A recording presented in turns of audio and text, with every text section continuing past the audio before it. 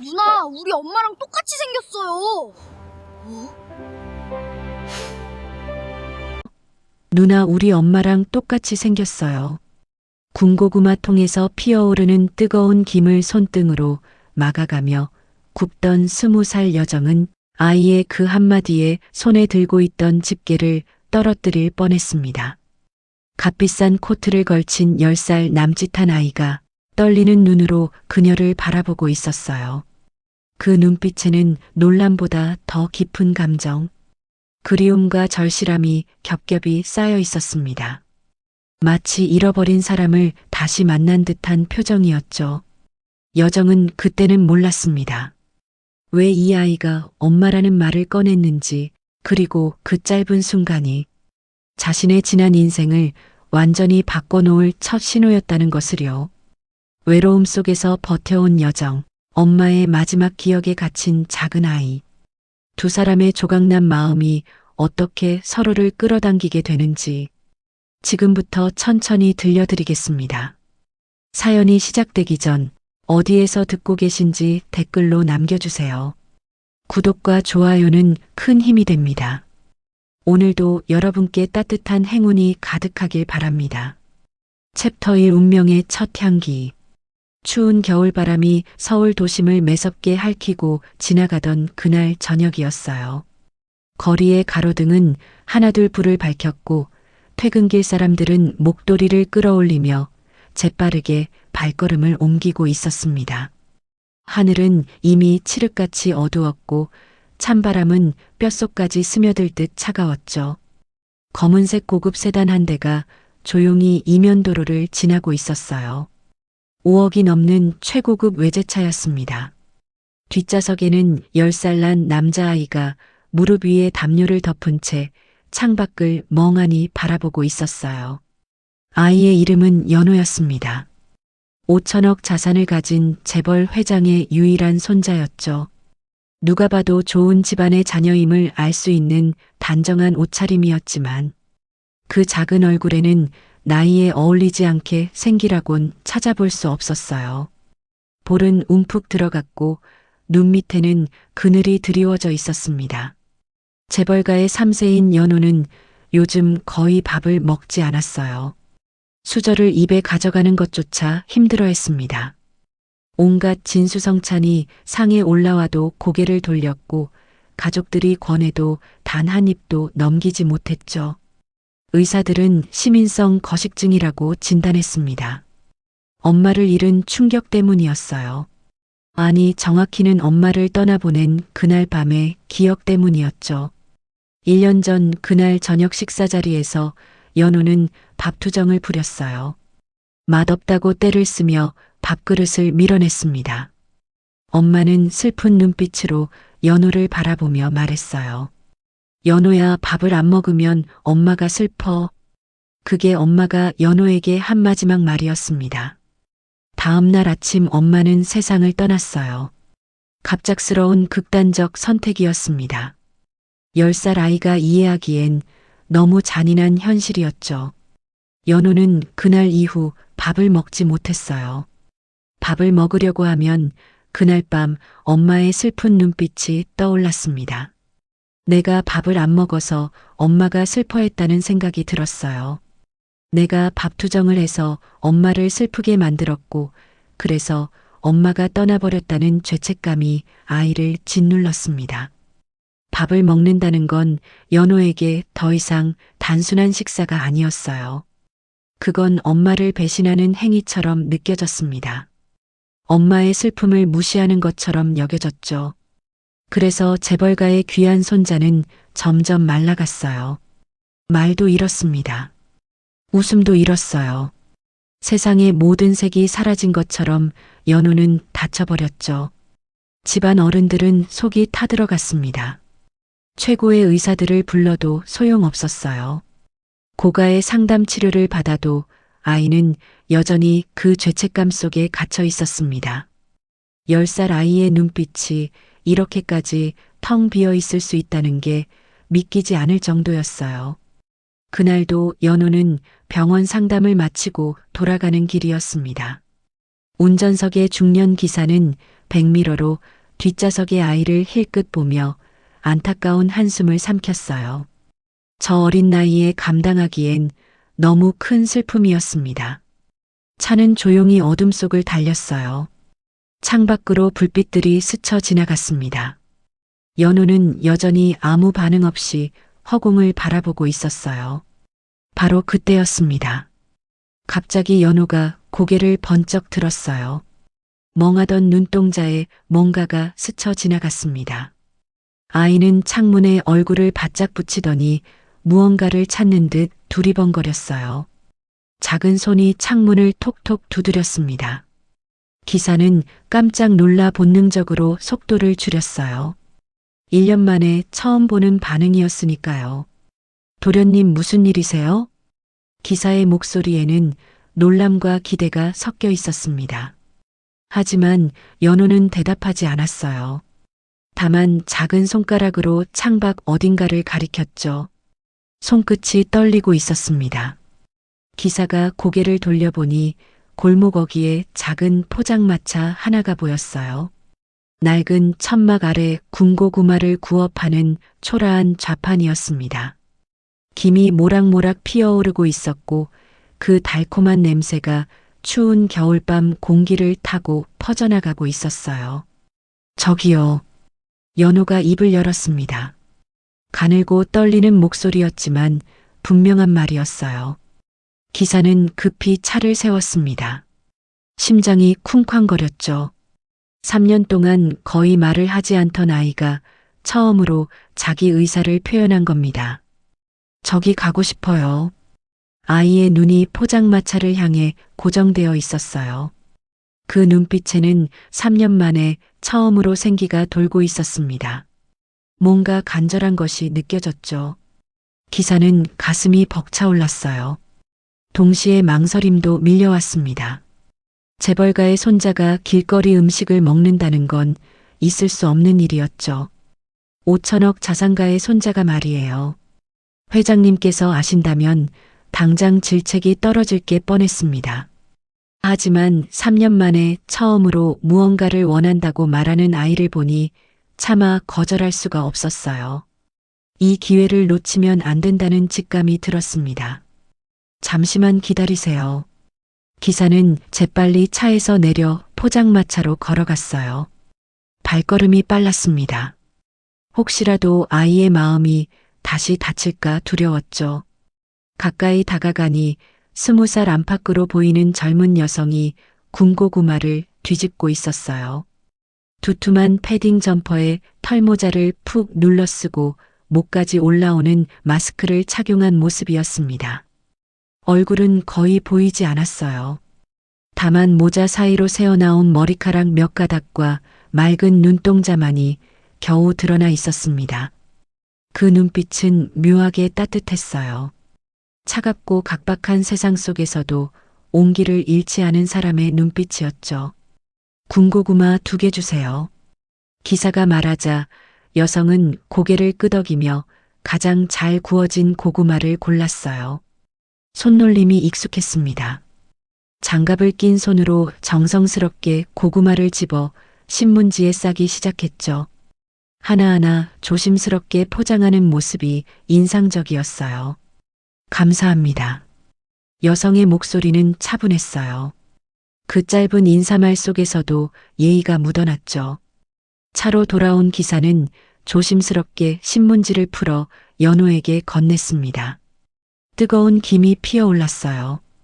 달콤하고 고소한 냄새가 차 안을 가득 채웠습니다. 연우는 두 손으로 군고구마를 받아들었어요. 따뜻한 온기가 차가운 손바닥에 전해지는 순간이었습니다.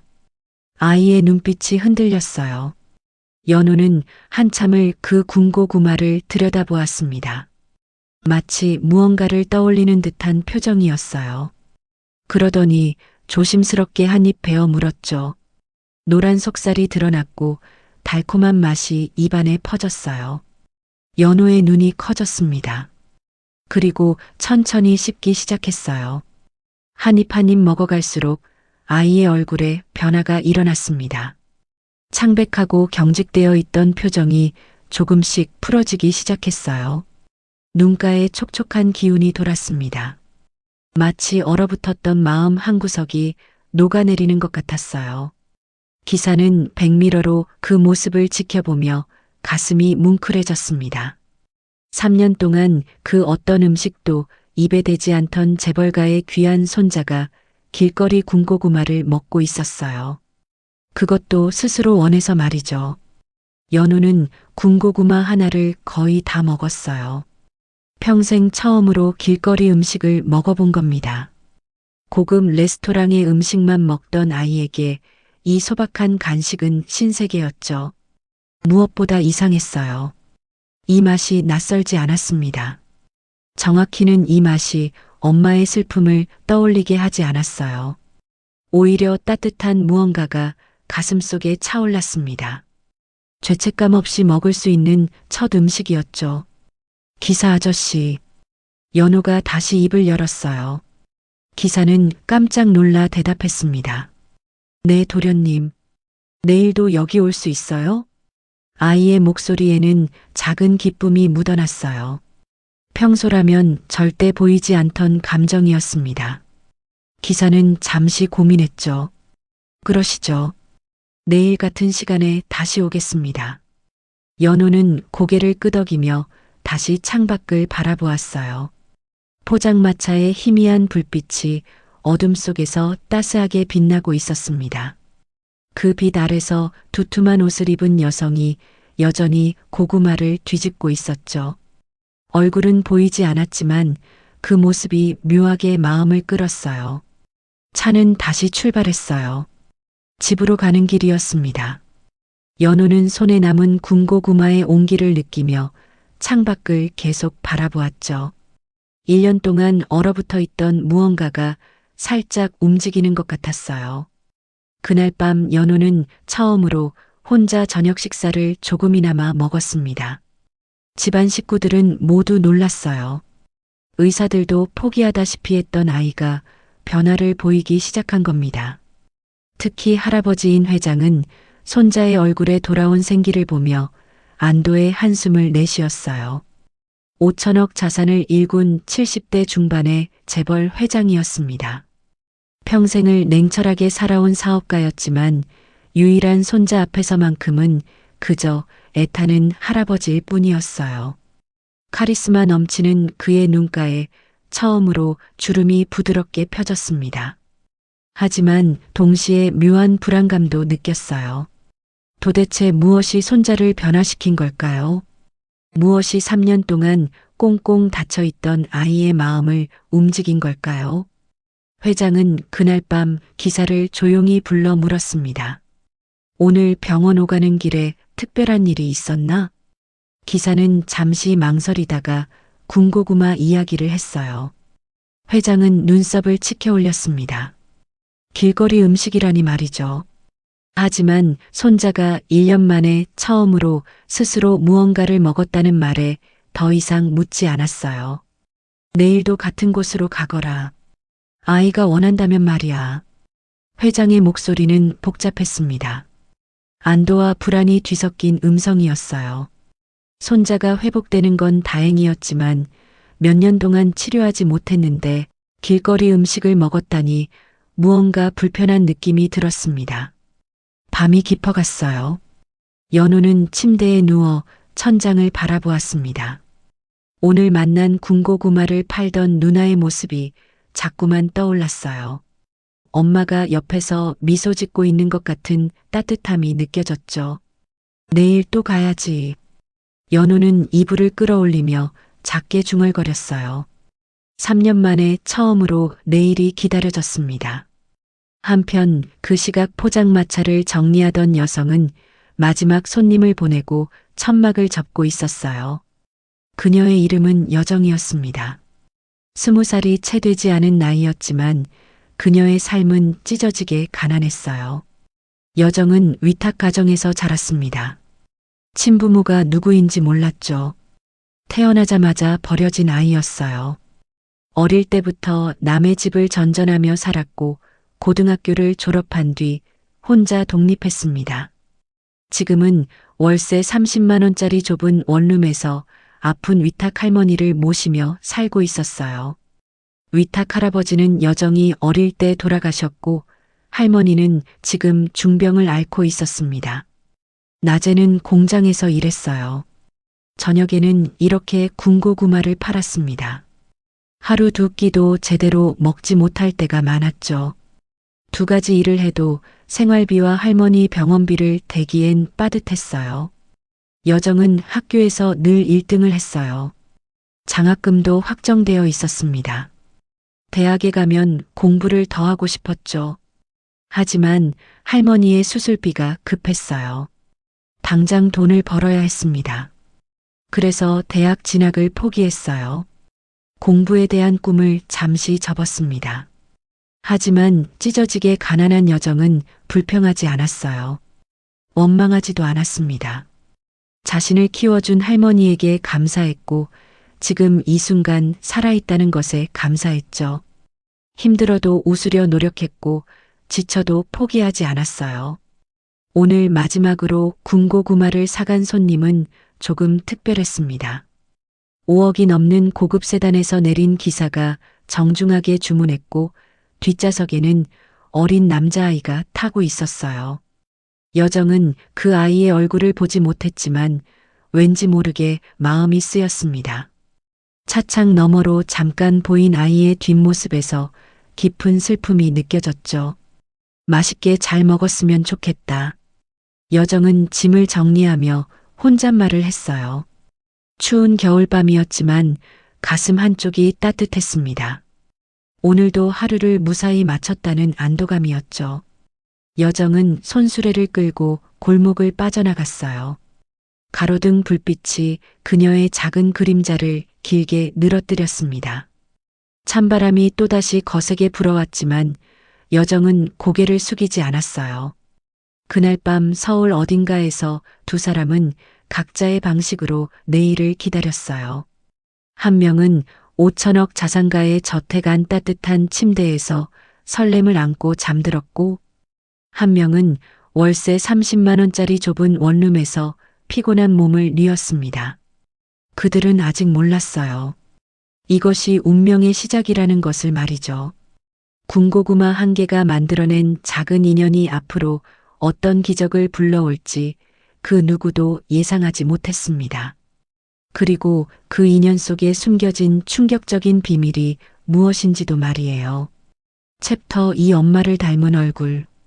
그날 이후 연우는 매일 같은 시간에 그 골목을 찾았어요. 기사는 처음엔 걱정스러운 마음이었지만 손자가 조금씩 밥을 먹기 시작하는 모습을 보며 입을 다물었습니다. 3년 동안 단 한 번도 보지 못했던 변화였으니까요. 연우는 날마다 군고구마를 사 먹었어요. 처음엔 하나도 다 못 먹던 아이가 이젠 2개를 먹을 때도 있었습니다. 재벌가의 귀한 손자가 길거리 음식을 먹는다는 게 믿기지 않을 정도였죠. 하지만 더 신기한 건 따로 있었어요. 아이가 웃기 시작한 겁니다. 포장마차 앞에 서면 연우의 얼굴에 희미한 미소가 떠올랐어요. 3년 만에 처음 보는 표정이었습니다. 일주일이 지났을 무렵이었어요. 날씨가 조금씩 풀리기 시작했습니다. 매서운 추위가 한풀 꺾이고 봄 기운이 살짝 느껴지는 저녁이었죠. 연우는 여느 때처럼 차에서 내려 포장마차로 걸어갔어요. 기사는 이젠 차 안에서 기다리는 게 익숙해졌습니다. 연우가 포장마차 앞에 섰을 때였어요. 여정은 고구마를 뒤집다가 고개를 들었습니다. 그리고 환하게 웃으며 인사했죠. 안녕하세요. 또 왔구나. 꼬맹아. 여정의 목소리는 따뜻했어요. 매일 찾아오는 어린 손님이 이젠 익숙해진 모습이었습니다. 그런데 오늘은 뭔가 달랐어요. 날씨가 풀리면서 여정은 두툼한 목도리를 풀어놓고 있었습니다. 마스크도 턱 밑으로 살짝 내려놓은 상태였어요. 얼굴이 반 이상 드러나 있었죠. 연우는 그 순간 얼어붙었습니다. 심장이 멎는 것 같았어요. 숨이 막혔습니다. 여정의 얼굴이 보였어요. 맑고 선한 인상이었습니다. 큰 눈과 오똑한 코 그리고 부드러운 미소를 띤 입술이었죠. 20살이 채 안 된 젊은 얼굴이었지만 어딘가 성숙한 느낌도 있었어요. 그런데 그 얼굴이 너무나 익숙했습니다. 연호는 그 얼굴을 알고 있었어요. 아니, 정확히는 그 얼굴과 똑같은 사람을 알고 있었습니다. 꼬맹아, 괜찮아? 안색이 안 좋아. 여정이 걱정스럽게 물었어요. 연호가 갑자기 멈춰서서 자신을 뚫어지게 쳐다보고 있었으니까요. 아이의 눈에는 눈물이 가득 고여 있었습니다. 연호의 입술이 떨렸어요. 목소리가 나오지 않았습니다. 하지만 간신히 한마디를 꺼냈죠. 엄마. 여정은 깜짝 놀랐어요. 무슨 말인지 이해할 수 없었습니다. 하지만 아이의 눈에서 눈물이 주르륵 흘러내리는 걸 보고 당황했죠. 그게 무슨 말이야? 여정이 물었습니다. 하지만 연호는 대답하지 못했어요. 그저 여정의 얼굴을 바라보며 눈물을 흘렸습니다. 3년 동안 흘리지 못했던 눈물이 터져 나왔어요. 엄마와 똑같은 얼굴이었습니다. 정확히 말하면 젊었을 때 엄마의 얼굴이었죠. 연호는 집에 걸린 엄마의 어린 시절 사진을 여러 번 봤어요. 그 사진 속 얼굴과 지금 눈앞에 있는 여정의 얼굴이 너무나 닮아 있었습니다. 기사가 뭔가 이상한 걸 눈치채고 차에서 내렸어요. 연호가 포장마차 앞에서 울고 있는 모습을 보고 급히 달려왔습니다. 도련님, 무슨 일이세요? 기사는 연호를 부축하며 물었어요. 하지만 아이는 계속 울기만 했습니다. 여정도 어쩔 줄 몰라 했어요. 자신이 뭘 잘못한 건지 알 수 없었습니다. 다만 아이가 너무 슬퍼 보여서 가슴이 아팠죠. 기사는 급하게 연호를 데리고 차로 돌아갔어요. 아이는 차에 타서도 계속 창밖을 바라보며 여정을 쳐다봤습니다. 눈물을 닦지도 않은 채 말이죠. 차가 출발했어요. 여정의 모습이 점점 멀어졌습니다. 하지만 연호는 고개를 돌리지 않았어요. 그 얼굴이 시야에서 완전히 사라질 때까지 바라봤습니다. 집으로 돌아온 연호는 곧장 자기 방으로 뛰어갔어요. 그리고 서랍에서 사진첩을 꺼냈습니다. 떨리는 손으로 페이지를 넘겼죠. 엄마의 어린 시절 사진들이 나왔어요. 20살 무렵의 엄마 사진도 있었습니다. 연호는 그 사진을 들고 한참을 바라봤어요. 똑같았습니다. 군고구마를 팔던 여정 누나와 사진 속 엄마의 얼굴이 놀랄 만큼 닮아 있었어요. 눈매도 코도 입모양까지 모두 똑같았습니다. 연호는 사진을 가슴에 꼭 껴안았어요. 그리고 다시 눈물을 흘렸습니다. 하지만 이번엔 슬픔만은 아니었어요. 뭔가 따뜻한 감정이 섞여 있었습니다. 엄마를 닮은 사람을 만난 거예요. 엄마가 완전히 사라진 게 아니라는 느낌이 들었습니다. 어딘가에 엄마의 흔적이 남아있다는 안도감이 밀려왔죠. 그날 밤 저녁 식사 시간이었어요. 회장 할아버지는 손자와 마주 앉아 밥을 먹고 있었습니다. 연호가 요즘 조금씩 밥을 먹기 시작해서 회장은 매일 손자와 함께 식사를 했어요. 회장은 손자의 얼굴을 살폈습니다. 뭔가 평소와 달랐어요. 아이의 눈이 붉게 부어 있었고 표정이 묘하게 들떠 있었습니다. 연호야, 오늘 무슨 일 있었니? 회장이 조심스럽게 물었어요. 연호는 숟가락을 들고 있다가 고개를 들었습니다. 그리고 한참을 망설이다가 입을 열었죠. 할아버지, 군고구마 파는 누나가 엄마랑 똑같이 생겼어요. 회장은 순간 멈칫했습니다. 눈썹이 꿈틀했어요. 하지만 곧 부드러운 표정을 지으며 말했습니다. 그래, 엄마가 많이 보고 싶구나. 회장은 손자가 착각하고 있다고 생각했어요. 3년 동안 엄마를 그리워하던 아이가 비슷한 여성을 보고 착각하는 거라고 여겼습니다. 아니에요. 진짜 똑같아요. 할아버지, 엄마 어렸을 때랑 진짜 똑같다니까요.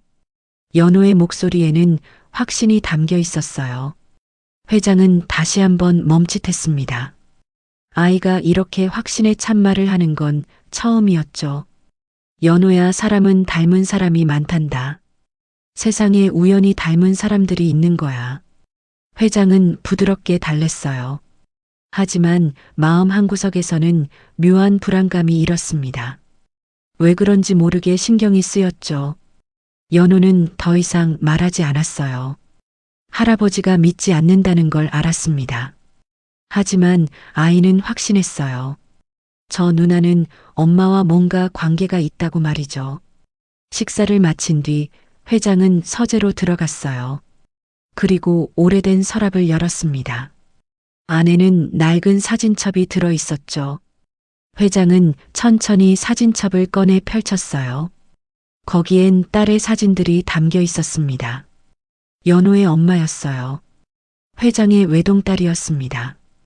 회장이 평생 가장 사랑했던 딸이었죠. 하지만 그 딸은 3년 전 세상을 떠났어요. 극단적 선택이었습니다. 회장은 아직도 그 이유를 몰랐어요. 왜 딸이 그런 선택을 했는지 이해할 수 없었습니다. 산후 우울증이었다고들 했지만 회장은 뭔가 더 있을 거라고 생각했죠. 하지만 아무리 생각해도 답이 나오지 않았어요. 사진 속 딸은 환하게 웃고 있었습니다. 20살 무렵의 모습이었어요. 맑고 순수한 얼굴이었죠. 회장은 이 사진을 볼 때마다 가슴이 아팠습니다. 회장은 딸에게 재벌가와의 결혼을 강요했어요. 가문을 위해서였습니다. 딸은 반대했지만 결국 회장의 뜻을 따랐죠. 그리고 결혼 후 몇 년 만에 연호를 낳았습니다. 하지만 딸은 행복해 보이지 않았어요. 눈빛에서 생기가 사라졌습니다. 웃음도 점점 줄어들었죠. 회장은 그걸 알았지만 외면했어요. 집안에는 도움이 되는 결혼이었거든요. 그리고 결국 딸을 잃었습니다. 회장은 한참을 그 사진을 바라봤어요. 그러다 문득 손자의 말이 떠올랐습니다. 군고구마 파는 누나가 엄마랑 똑같이 생겼어요. 회장의 가슴이 철렁했어요. 설마 하는 생각이 들었지만 곧 고개를 저었죠. 말도 안 되는 일이었어요. 한편 그날 밤 여정은 원룸으로 돌아왔어요. 월세 30만 원짜리 좁은 방이었습니다. 찢어지게 가난한 여정에게는 이 작은 공간이 전부였죠. 방 한쪽에는 할머니가 누워 계셨어요. 할머니 다녀왔어요. 여정은 밝은 목소리로 인사했습니다. 할머니는 힘겹게 고개를 끄덕였어요. 병이 깊어서 말하는 것도 힘들어 하셨죠. 여정은 할머니 곁에 앉아 손을 잡았어요. 차가운 손이었습니다. 여정은 자신의 따뜻한 손으로 할머니 손을 감싸주었죠. 할머니, 오늘 신기한 일이 있었어요. 매일 오는 어린 손님이 있는데 오늘 저를 보고 엄마랑 똑같다고 하더라고요. 여정은 웃으며 말했어요. 하지만 할머니는 반응이 없었습니다. 다만 여정의 손을 꽉 쥐었을 뿐이죠. 여정은 할머니의 얼굴을 바라봤어요. 주름이 가득한 얼굴이었지만 여전히 자애로운 미소를 짓고 계셨습니다. 할머니, 걱정 마세요. 제가 꼭 수술비 마련할게요. 조금만 기다려주세요. 여정의 목소리는 떨렸어요. 하지만 포기하지 않았습니다. 이 할머니가 자신을 키워주셨어요. 버려진 자신을 거두어 사랑으로 길러주셨죠. 여정은 할머니의 손을 놓지 않았어요. 그렇게 한참을 함께 있었습니다. 그날 밤 서울 어딘가에서 세 사람은 각자 다른 생각에 잠겼어요. 재벌 회장은 딸의 사진을 바라보며 그리워했고, 재벌가의 손자 연호는 엄마를 닮은 누나를 떠올리며 설렘에 잠들었어요.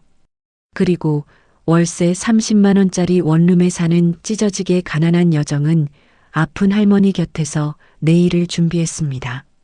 그들은 아직 몰랐어요. 이 모든 게 우연이 아니라는 것을 말이죠. 그들을 이어주는 끔찍하고도 슬픈 진실이 있다는 걸 아무도 몰랐습니다.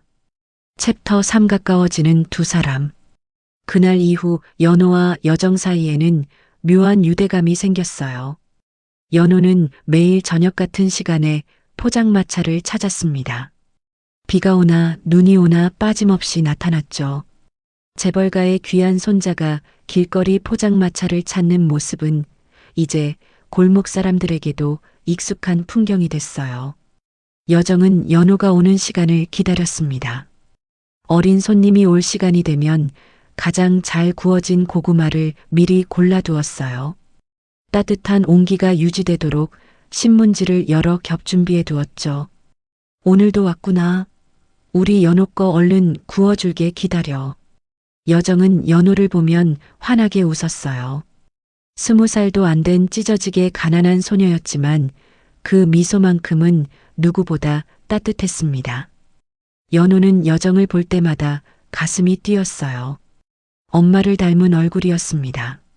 하지만 이제는 단순히 닮았다는 것 이상의 감정이 생겼죠. 여정 누나가 좋았어요. 누나와 함께 있으면 마음이 편안했습니다. 처음으로 생긴 친구 같은 느낌도 있었어요. 어느 날 저녁이었습니다. 연호가 평소보다 조금 일찍 도착했습니다. 여정은 아직 장사 준비를 하고 있었어요. 무거운 고구마 자루를 옮기느라 힘들어하고 있었죠. 누나 제가 도와줄게요. 연호가 다가가 말했습니다. 하지만 10살 아이의 힘으로는 무거운 자루를 들 수 없었어요. 그래도 연호는 포기하지 않고 여정을 도우려 애썼습니다. 보기보다 무겁지? 누나 은근 힘세다 꼬맹이는 편하게 앉아 있어. 여정은 그런 연호를 보며 웃었어요. 가슴이 따뜻해졌습니다. 이 어린 손님이 참 기특했죠. 근데 넌 왜 매일 여기 와? 집에서 맛있는 거 많이 먹을 텐데. 딱 보면 부잣집 도련님 같구만. 여정이 물었어요. 궁금했습니다. 고급 세단을 타고 다니는 아이가 왜 매일 이 초라한 포장마차를 찾는지 말이에요. 연호는 한참을 망설이다가 대답했습니다. 누나가 엄마 닮아서요. 여정은 가슴이 철렁했어요.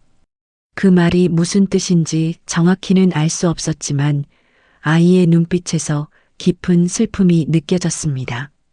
아, 그래? 엄마는 어디 계셔? 여정이 조심스럽게 물었어요. 연호는 고개를 떨구었습니다. 작은 목소리로 대답했죠. 하늘나라에 갔대요. 여정은 가슴이 아팠어요. 이 어린 나이에 엄마를 잃었다니 말이에요. 자신도 부모 없이 자랐지만 처음부터 없었던 것과 있다가 잃은 것은 달랐습니다. 여정은 연호의 머리를 쓰다듬었어요. 그리고 부드럽게 말했습니다. 많이 보고 싶겠구나. 괜찮아. 이 누나가 맛있는 고구마 많이 구워줄게. 연호는 고개를 끄덕였어요. 눈시울이 붉어졌습니다. 하지만 울지 않으려 애썼죠. 그날 이후 두 사람은 더 가까워졌어요. 여정은 연호에게 학교 이야기를 물었고 연호는 여정에게 하루 일과를 이야기했습니다. 짧은 시간이었지만 그 순간만큼은 두 사람 모두 행복했어요. 한편 재벌 회장은 점점 불안해지고 있었습니다. 손자가 매일 그 포장마차를 찾는다는 보고를 받았어요. 그리고 손자가 군고구마 파는 여성과 점점 가까워지고 있다는 것도 알았습니다. 회장은 기사를 불렀어요. 그 여자에 대해 알아보거라. 기사는 고개를 끄덕였습니다. 하지만 회장은 한 가지를 분명히 했어요. 조심해서 알아보게. 사생활 침해는 안 돼. 얼굴 사진도 찍지 말고 멀리서만 관찰하게. 회장은 손자가 좋아하는 사람이었어요. 함부로 대할 수 없었습니다. 하지만 정체를 알아야 했죠. 왜 손자가 그렇게 그 여성에게 끌리는지 말이에요. 기사는 며칠 동안 멀리서 여정을 관찰했습니다. 여정은 새벽 5시면 일어나 공장으로 출근했어요. 월세 30만 원짜리 좁은 원룸에서 나와 버스를 2번이나 갈아타고 공장에 도착했습니다. 공장에서는 오전 내내 기계 앞에 서서 부품을 조립했어요. 허리를 펼 틈도 없이 일했습니다. 점심시간에는 도시락으로 간단히 끼니를 때우고 다시 일했죠. 오후 5시가 되면 퇴근했어요. 하지만 집으로 가지 않았습니다. 곧장 포장마차가 있는 골목으로 향했죠. 저녁 6시부터 밤 11시까지 군고구마를 팔았어요. 추운 날씨에도 모자와 마스크로 얼굴을 가린 채 고구마를 구웠습니다. 손님이 없을 때도 자리를 지켰어요. 밤 11시가 넘어서야 짐을 정리하고 원룸으로 돌아갔습니다. 집에 도착하면 자정이 훌쩍 넘은 시간이었어요. 기사는 이 모든 걸 지켜봤습니다. 가슴이 아팠어요. 20살도 안 된 어린 여성이 이렇게 힘들게 살고 있었습니다. 하루 두 끼도 제대로 먹지 못하는 찢어지게 가난한 삶이었죠. 기사는 회장에게 보고했어요. 군고구마를 파는 여성은 20살이 채 안 된 것 같습니다. 낮에는 공장에서 일하고 저녁에는 포장마차를 운영하고 있었어요. 월세 30만 원짜리 원룸에 살고 있으며 아픈 할머니를 모시고 있는 것 같습니다. 회장은 눈썹을 찌푸렸어요. 얼굴은 봤나? 기사는 고개를 저었습니다. 항상 모자와 마스크를 착용하고 있어서 얼굴을 제대로 보지 못했습니다. 말씀하신 대로 사진도 찍지 않았고 가까이 다가가지도 않았어요. 회장은 한참을 생각했습니다. 뭔가 석연치 않았어요. 손자가 그렇게 엄마를 닮았다고 확신한 이유가 뭘까요? 계속 지켜보되 절대 해를 끼치지 마라. 회장의 목소리는 단호했습니다. 기사는 고개를 숙였어요. 그러던 어느 날 밤이었습니다. 연호가 평소처럼 포장마차를 찾았을 때였어요. 여정은 고구마를 구우며 힘없는 표정을 짓고 있었습니다. 누나 어디 아파요? 연호가 걱정스럽게 물었어요. 여정은 고개를 저었지만 얼굴이 창백했습니다. 아니야. 괜찮아. 하지만 괜찮지 않았어요. 여정은 며칠째 제대로 먹지 못했습니다. 할머니 병원비를 내느라 자신의 식비를 줄였거든요. 하루 한 끼로 버티고 있었어요. 연호는 그걸 눈치챘습니다. 아이는 어렸지만 사람의 표정을 읽을 줄 알았어요. 누나 밥 먹었어요? 연호가 물었습니다. 여정은 대답하지 못했어요. 거짓말을 하고 싶지 않았지만 아이를 걱정시키고 싶지도 않았죠. 연호는 차로 돌아가 기사에게 말했어요. 아저씨 누나한테 줄 도시락 사올 수 있어요? 기사는 깜짝 놀랐습니다. 하지만 아이의 진지한 표정을 보고 고개를 끄덕였어요. 근처 식당에서 따뜻한 도시락을 사왔습니다. 연호는 도시락을 여정에게 건넸어요. 누나 이거 먹어요. 제가 사온 거예요. 여정은 눈물이 날 것 같았습니다. 10살밖에 안 된 아이가 자신을 걱정해 주다니 말이에요. 가슴이 뜨거워졌어요. 고마워. 정말 고마워. 여정은 도시락을 받아들었습니다. 그리고 연호 앞에서 밥을 먹었어요. 눈물을 참으며 한 숟가락 한 숟가락 떠먹었습니다. 연호는 그 모습을 보며 미소 지었어요. 엄마를 닮은 누나가 밥을 먹는 모습이 행복해 보였습니다. 그날 밤 연호는 집에 돌아와 할아버지에게 말했어요. 할아버지, 군고구마 누나가 너무 힘들어 보여요. 도와줄 수 없어요? 회장은 손자의 얼굴을 바라봤습니다.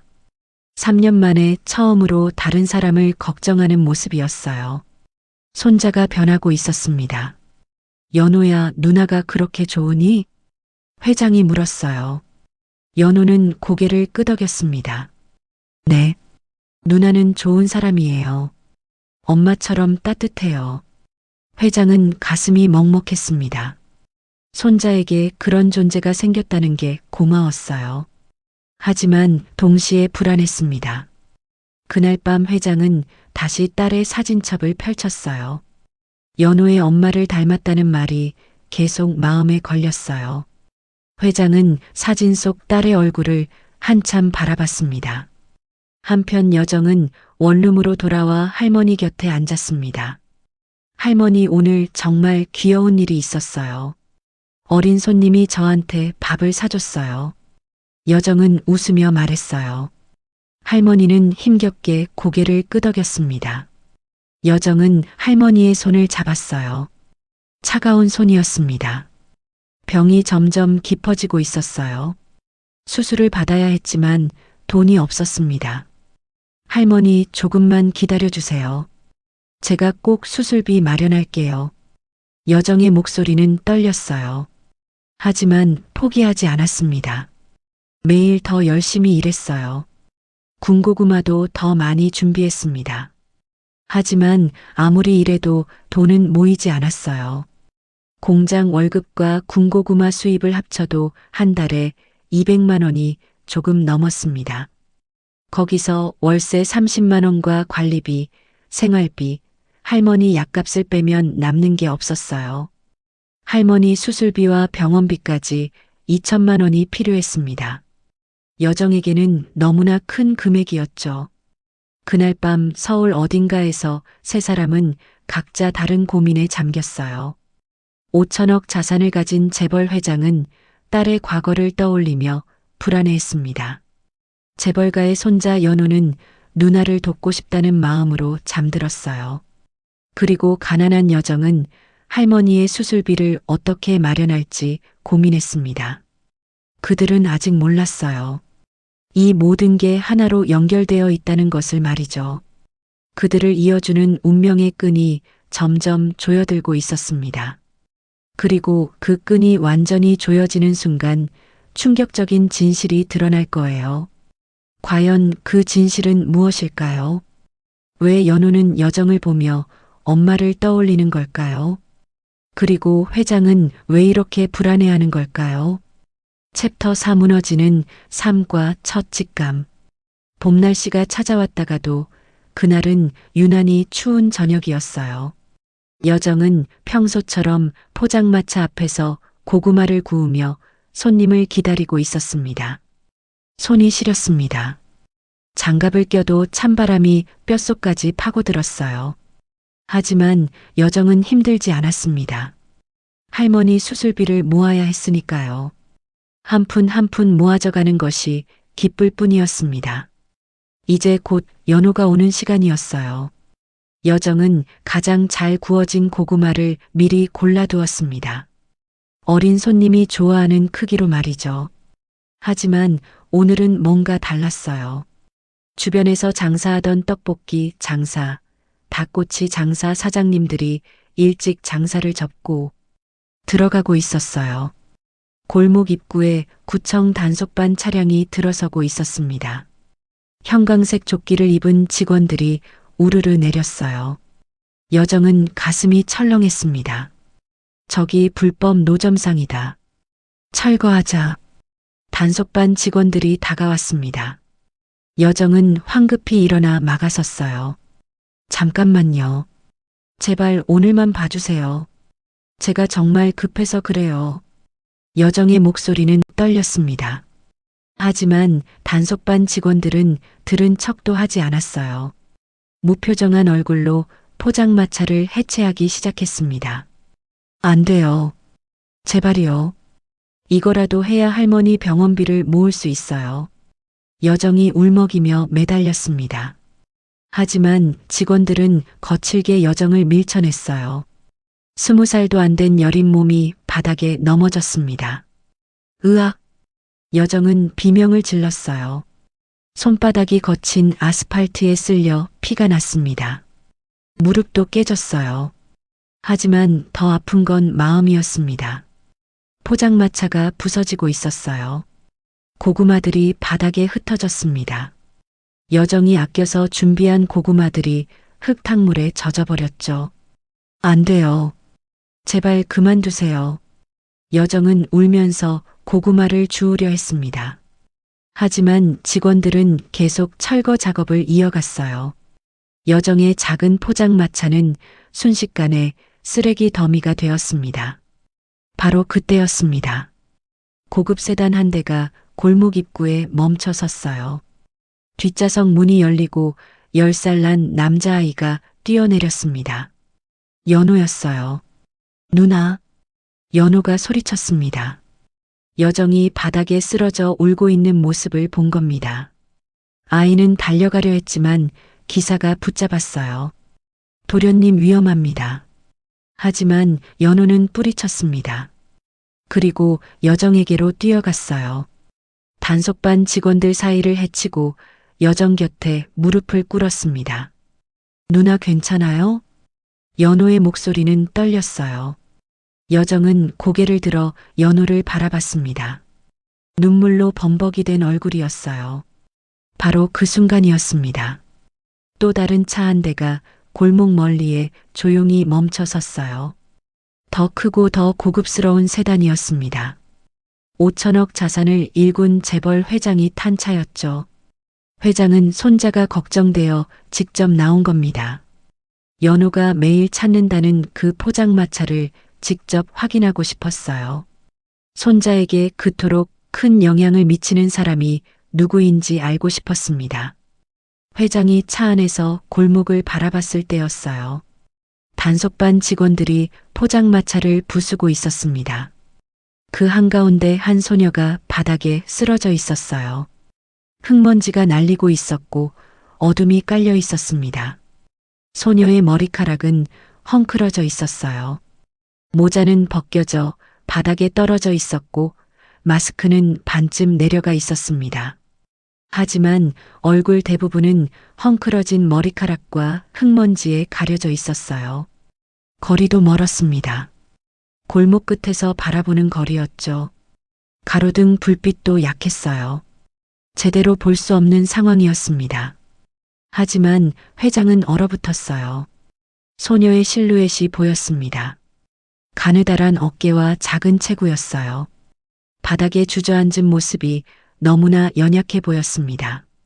그리고 소녀가 울부짖는 소리가 들렸어요. 제발이요. 제발 그만두세요. 그 목소리를 듣는 순간이었어요. 회장의 심장이 순간적으로 쿵 내려앉았습니다. 그 목소리가 너무나 익숙했습니다. 어디선가 들어본 듯한 느낌이었죠. 정확히는 누군가를 떠올리게 하는 목소리였어요. 회장은 눈을 가늘게 뜨고 소녀를 바라봤습니다. 하지만 여전히 얼굴은 보이지 않았어요. 거리가 너무 멀었고 어두웠습니다. 그때 연호가 소녀 곁으로 뛰어갔어요. 아이는 소녀를 감싸 안으려 했습니다.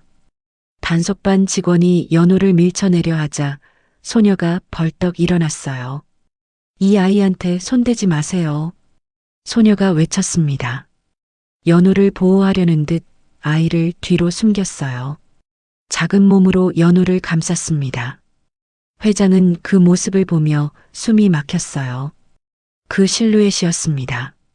아이를 보호하려는 그 자세였어요. 고개를 들고 외치는 그 모습이었습니다. 너무나 익숙했어요. 회장은 문득 떠올렸습니다. 오래전 딸이 어렸을 때를 말이에요. 딸도 저렇게 작은 동물을 보호하려 했었죠. 상처 입은 새를 감싸 안고 회장에게 도와달라고 울먹이던 모습이었습니다. 그리고 목소리도 닮았어요. 간절하게 호소하는 그 떨림이 딸과 똑같았습니다. 너는 누구인 거냐? 회장은 중얼거렸어요. 가슴이 두근거렸습니다. 아니 정말 터질 것 같았습니다. 회장은 차 문을 열려 했어요. 직접 가서 확인하고 싶었습니다. 저 소녀의 얼굴을 제대로 보고 싶었죠. 하지만 순간 어지러움이 몰려왔습니다. 머리가 핑 돌았어요. 회장은 좌석에 주저앉았어요. 70대 중반의 노인에게는 이 충격이 너무 컸습니다. 회장님 괜찮으십니까? 비서가 다급하게 물었습니다. 회장은 창백한 안색으로 손을 흔들었어요. 저 단속반을 당장 저지하게. 그리고 연호만 데리고 오게. 회장의 목소리는 떨렸습니다. 비서는 즉시 차에서 내려 단속반에게 달려갔어요. 명함을 내밀며 뭔가 이야기했습니다. 단속반 직원들은 깜짝 놀라 작업을 멈췄어요. 그리고 황급히 철수하기 시작했습니다. 재벌 회장의 비서가 나타났으니 더 이상 버틸 수 없었던 거죠. 기사는 연호를 데리러 갔어요. 연호는 여정 곁을 떠나기 싫어했지만 기사의 설득에 결국 따라왔습니다. 회장은 차 안에서 계속 소녀를 바라봤어요. 여정은 바닥에 주저앉은 채 흐느끼고 있었습니다. 부서진 포장마차 잔해 사이에서 말이에요. 회장은 그 모습을 보며 가슴이 찢어지는 것 같았어요. 마치 정말 회장의 외동딸이 살아 돌아와 주저앉아 있는 것 같았어요. 세상을 떠난 딸이 다시 젊은 모습으로 돌아왔다니, 이 얼마나 말도 안 되는 일인가요? 나도 그리움에 미쳐가는 걸까? 회장은 중얼거렸습니다. 실루엣만 봐도 딸이 떠올랐어요. 목소리만 들어도 딸이 생각났습니다. 이게 착각일까요? 아니면 정말 뭔가 있는 걸까요? 뭔가 마법 같은 일이 일어난 걸까요? 연호가 차에 탔어요. 아이의 얼굴은 눈물로 범벅이었습니다. 할아버지, 누나를 도와주세요. 제발이요. 연호가 울먹이며 말했습니다. 회장은 손자의 머리를 쓰다듬었어요. 알겠다. 할아버지가 알아보마. 회장의 목소리는 떨렸습니다. 차가 출발했어요. 회장은 뒤를 돌아보며 소녀를 마지막으로 바라봤습니다. 여전히 얼굴은 보이지 않았어요. 거리가 멀어지고 있었고 어둠이 깔려 있었습니다. 하지만 그 실루엣만으로도 충분했어요. 회장은 확신했습니다. 뭔가 있다고 말이에요. 집으로 돌아온 회장은 곧장 서재로 들어갔어요. 그리고 떨리는 손으로 비서에게 전화를 걸었습니다. 당장 조사를 시작하게. 저 소녀의 모든 것을 알아내야 해. 출생 기록부터 현재까지 단 하나도 빠짐없이 말이야. 회장의 목소리는 절박했습니다. 비서는 즉시 대답했어요. 알겠습니다. 최대한 빨리 보고 드리겠습니다. 전화를 끊은 회장은 책상 위 사진첩을 펼쳤어요. 딸의 사진이 나왔습니다. 20살 무렵의 딸이었죠. 회장은 그 사진을 한참 바라봤어요.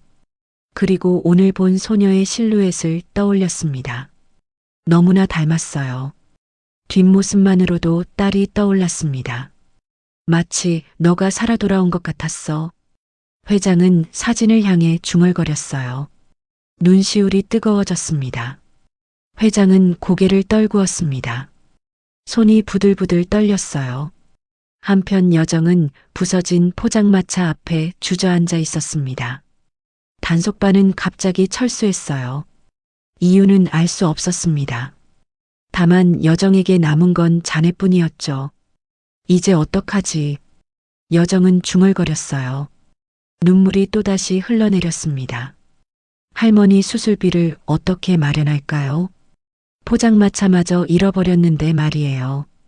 포장마차는 여정이 몇 달 동안 모은 돈을 투자해 빌린 것이었어요. 여정은 떨리는 손으로 휴대폰을 꺼냈어요. 할머니에게 전화를 걸려다 멈췄습니다. 할머니를 걱정시키고 싶지 않았거든요.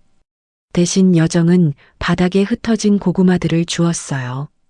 흙투성이가 된 고구마들이었지만 하나하나 소중히 챙겼습니다. 다시 시작하면 돼.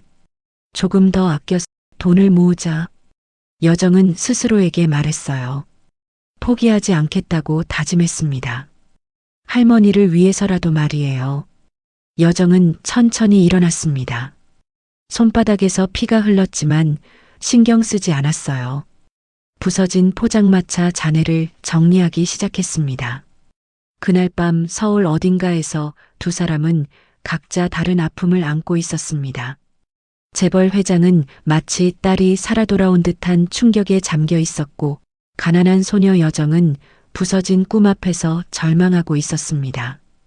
회장은 소녀의 실루엣만 봤을 뿐이에요. 얼굴은 보지 못했습니다. 하지만 그것만으로도 충분했어요. 강렬한 직감이 회장을 사로잡았습니다. 저 소녀는 범상치 않다는 느낌이었죠. 과연 회장은 진실을 알게 될까요? 그리고 그 진실이 밝혀지는 순간 무슨 일이 벌어질까요? 그 진실의 결과가 다가오고 있었습니다. 챕터 5-1 드러나는 진실의 시작. 여정을 처음 마주친 그날 밤 회장은 잠을 이루지 못했어요. 5천억 자산을 일군 70대 중반의 재벌 회장이었지만 오늘 밤만큼은 그저 불안에 떠는 한 명의 늙은 아버지일 뿐이었습니다. 회장은 서재 창가에 서서 밤하늘을 바라봤어요. 어두운 하늘에는 별 하나 보이지 않았습니다. 도시의 불빛이 별빛을 모두 삼켜버린 밤이었죠. 오늘 본 그 소녀가 자꾸만 떠올랐어요. 실루엣만 봤을 뿐이었습니다. 얼굴은 제대로 보지 못했어요. 하지만 그것만으로도 충분했습니다. 딸과 너무나 닮았던 그 모습이었어요. 회장은 떨리는 손으로 책상 서랍을 열었습니다. 그 안에는 오래된 사진첩과 함께 작은 상자 하나가 들어 있었어요. 회장은 그 상자를 꺼냈습니다. 먼지가 수북이 쌓여 있었죠. 몇 년 동안 열어보지 않은 상자였어요. 상자를 여니 딸의 물건들이 나왔습니다. 딸이 어렸을 때 쓰던 일기장도 있었어요. 대학교 때 받았던 상장도 들어 있었죠. 회장은 그 물건들을 하나하나 꺼내며 딸을 떠올렸습니다. 사랑했던 외동딸이었어요. 회장이 평생 가장 아꼈던 사람이었죠. 하지만 회장은 딸을 지키지 못했습니다. 아니, 정확히는 딸을 불행하게 만들었어요. 재벌가와의 결혼을 강요했고 딸의 행복을 빼앗았죠. 그 결과 딸은 세상을 떠났습니다. 극단적 선택의 자세한 이유는 알지 못했습니다. 그저 산후 우울증을 앓다가 떠났다고만 알고 있었어요. 회장은 딸을 우울증에 빠뜨렸다는 죄책감에 3년 동안 시달려왔어요. 매일 밤 딸을 떠올리며 자책했습니다. 왜 그렇게 강요했을까? 왜 딸의 말을 들어주지 않았을까? 슬픔에 잠겨있던 회장은 상자 맨 밑에서 숨겨진 공간을 발견했습니다. 그동안은 찾지 못했던 공간이었어요. 누가 찾을까 꽁꽁 숨겨놓은 모습이었죠. 그 안에서 낡은 공책 하나를 발견했습니다. 회장은 그 공책을 펼쳤습니다. 딸아이의 일기장이었어요.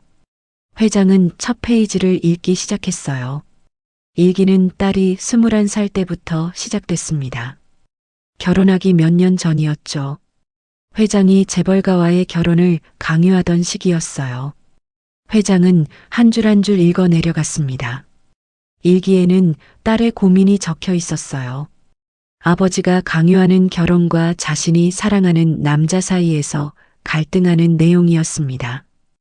회장은 가슴이 아팠어요. 딸이 이렇게 힘들어했다는 걸 당시에는 몰랐습니다. 아니, 알려고 하지 않았죠. 그리고 몇 페이지를 넘기자 회장의 손이 멈췄습니다. 일기의 한 구절이 눈에 들어왔어요. 오늘 병원에 다녀왔다. 임신이라고 했다. 어떡하지? 아빠한테 들키면 끝이야. 나를 영원히 버릴 거야.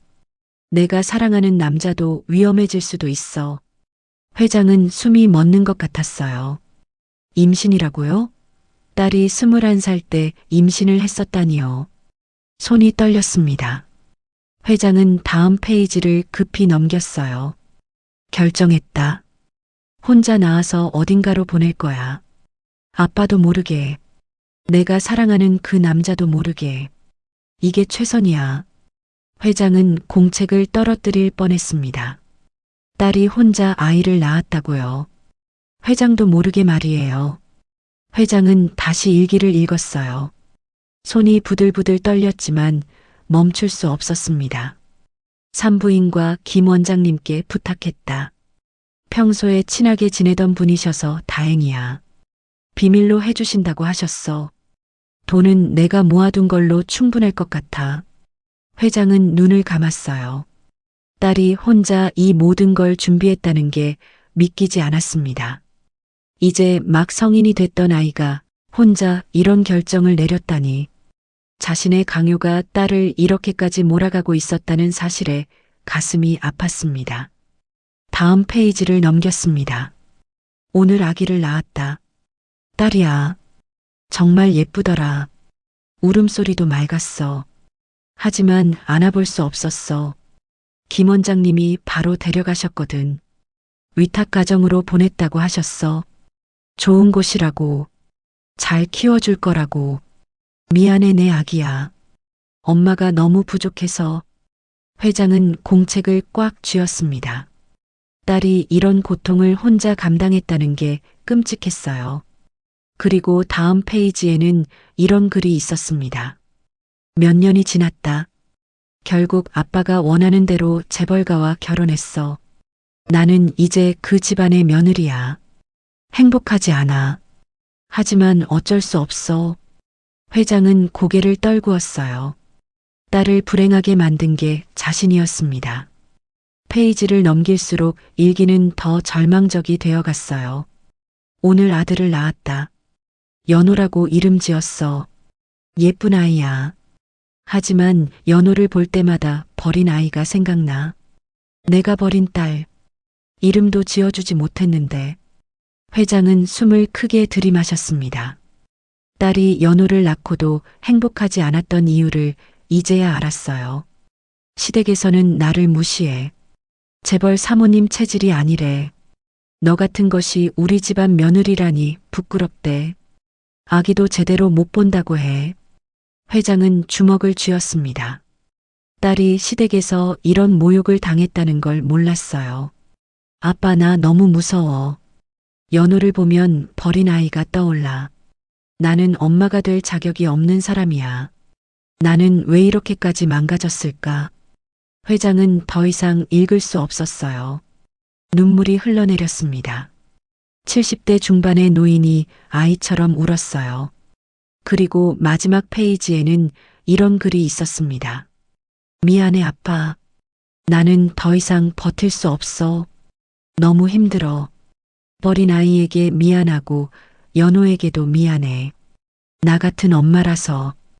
회장은 공책을 떨어뜨렸습니다. 손이 떨려서 더 이상 잡을 수 없었어요. 딸이 극단적 선택을 한 이유를 이제야 알았습니다. 회장이 강요한 결혼과 아이를 버린 죄책감 그리고 시댁의 무시가 딸을 죽음으로 몰아넣은 거였어요. 내가 죽인 거였어. 회장은 중얼거렸습니다. 목소리가 떨렸어요. 내가 딸을 죽음으로 몰아넣은 거였어. 내가 결혼을 강요하지만 않았어도. 회장은 책상에 주저앉았습니다. 가슴이 너무 아팠어요. 숨을 쉴 수 없을 만큼 고통스러웠습니다. 그리고 문득 깨달았어요. 딸이 버렸다는 아이 말이에요. 그 아이가 어디 있을까요? 지금 살아 있을까요? 회장은 떨리는 손으로 휴대폰을 들었습니다. 비서에게 전화를 걸었어요. 회장의 목소리는 절박했습니다. 내 딸이 21살 때 출산한 기록을 찾아보게. 김 원장이라는 산부인과 의사를 찾아보게. 그리고 그 당시 위탁가정으로 보내진 여자아이 기록도 모두 찾아보게. 비서는 놀란 목소리로 대답했어요. 알겠습니다. 즉시 시작하겠습니다. 전화를 끊은 회장은 다시 일기장을 집어들었습니다. 그리고 한 줄 한 줄 다시 읽었어요. 딸의 아픔이 느껴졌습니다. 딸의 절망이 전해졌어요. 회장은 눈물을 닦았습니다. 그리고 창밖을 바라봤어요. 만약 그 아이가 살아있다면 어떻게 될까요? 만약 그 아이가 오늘 본 소녀라면 말이에요. 회장은 생각했습니다. 그 소녀의 실루엣이 떠올랐어요. 딸과 너무나 닮았던 뒷모습이었죠. 설마 정말 그 아이일까요? 회장의 가슴이 두근거렸습니다. 두려움과 기대가 동시에 밀려왔어요. 다음 날 아침이었습니다. 회장은 밤새 한숨도 자지 못했어요. 서재에 앉아 일기장을 계속 읽었습니다. 딸의 아픔을 하나하나 되새겼죠. 오전 9시쯤 비서가 전화를 걸어왔어요. 회장님, 김 원장을 찾았습니다. 회장은 벌떡 일어났습니다. 어디 있나? 비서가 대답했어요. 이미 은퇴하셨습니다.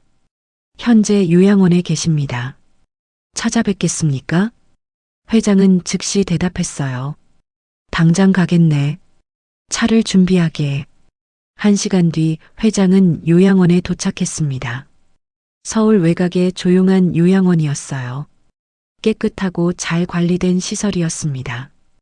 회장은 김 원장의 방으로 안내받았어요. 80대 중반의 노인이 침대에 누워 있었습니다. 김 원장님, 회장이 조심스럽게 불렀습니다.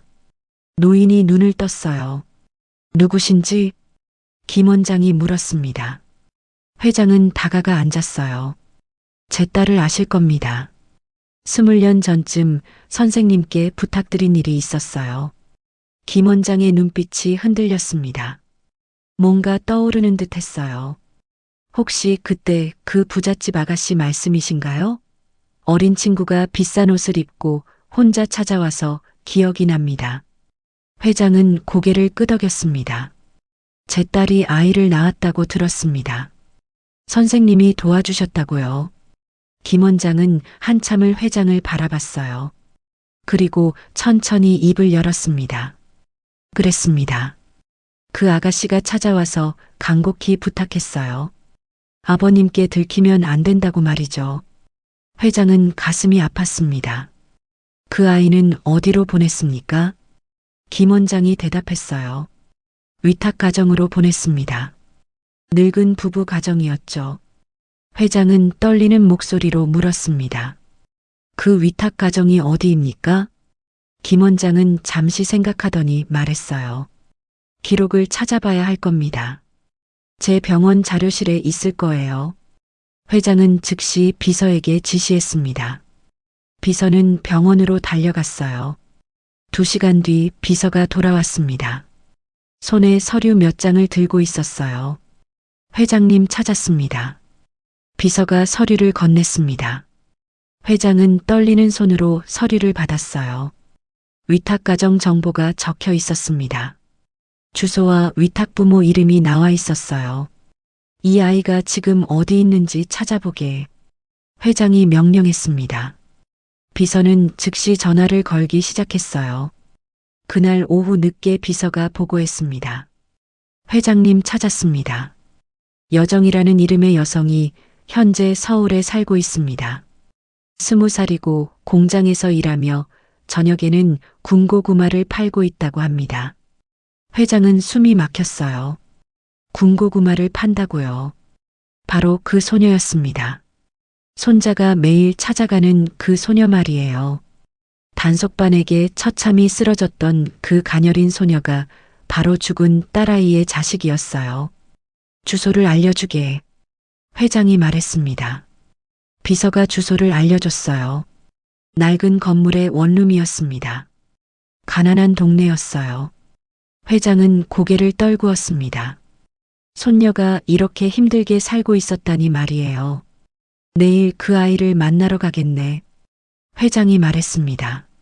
목소리가 떨렸어요. 그날 밤 회장은 다시 잠을 이루지 못했습니다. 내일이면 손녀를 만나게 될 거예요. 딸이 버렸던 그 아이를 말이에요. 과연 어떤 얼굴을 하고 있을까요? 정말 딸을 닮았을까요? 회장은 창밖을 바라보며 생각했습니다. 이제 곧 모든 진실이 드러날 거예요. 다음 날 아침이었습니다. 1000억대 자산을 가진 재벌 회장은 평소와 다른 모습이었어요. 언제나 단정했던 정장 차림이었지만 오늘은 손이 떨려 넥타이를 제대로 매지 못했습니다. 거울 앞에 선 70대 중반의 노인은 자신의 모습을 바라봤어요. 주름진 얼굴과 백발이 된 머리카락이 보였습니다. 오늘 손녀를 만나러 가는 날이었어요. 딸이 홀로 낳아보냈던 그 아이를 말입니다. 회장은 깊은 숨을 들이마셨습니다. 가슴이 두근거렸어요. 두려움과 기대가 동시에 밀려왔습니다. 회장님 준비되셨습니까? 비서가 조심스럽게 물었어요. 회장은 고개를 끄덕였습니다. 출발하지. 차가 조용히 출발했어요. 1시간쯤 지나 차가 천천히 멈춰 섰습니다. 낡은 다세대 주택 앞이었어요. 페인트가 벗겨진 외벽과 녹슨 철제 계단이 보였습니다. 회장은 천천히 차에서 내렸습니다. 비서가 부축하려 했지만 회장은 손을 저었어요. 혼자 가겠네. 회장은 계단을 올랐습니다. 삐걱거리는 소리가 났어요.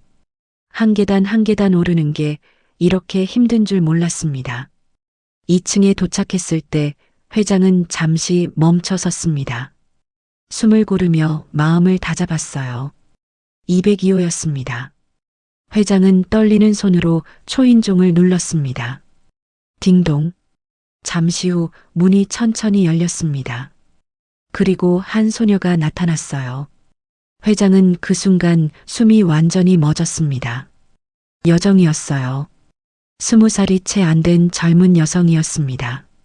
오늘은 집 아니어서인지 모자도 마스크도 쓰지 않고 있었어요. 머리를 뒤로 묶은 소박한 모습이었습니다. 얼굴이 완전히 드러나 있었어요. 회장은 그 얼굴을 보는 순간 비틀거렸습니다. 다리에 힘이 풀렸어요. 딸이었습니다. 아니, 정확히는 젊었을 때 딸의 얼굴이었어요. 20살 무렵의 딸과 똑같았습니다. 눈매도 코도 입술 모양도 심지어 미소 짓는 방식까지 모두 같았어요. 서연아. 회장의 입에서 딸의 이름이 흘러나왔습니다. 여정이 깜짝 놀라며 뒤로 물러섰어요. 네, 제 이름은 서연이 아닌데요. 회장은 그제야 정신을 차렸습니다. 눈에서 눈물이 주르륵 흘러내렸어요. 70대 중반의 노인이 문 앞에서 흐느끼기 시작했습니다. 미안하다. 순간 내 딸이 돌아온 줄 알았구나. 회장의 목소리는 떨렸어요. 여정은 당황했습니다. 낯선 노인이 갑자기 찾아와 울고 있었으니까요. 괜찮으세요? 안으로 들어오세요. 여정이 회장의 팔을 조심스럽게 잡았습니다. 회장은 그 따뜻한 손길에 정신이 들었어요. 좁은 원룸 안으로 들어갔습니다.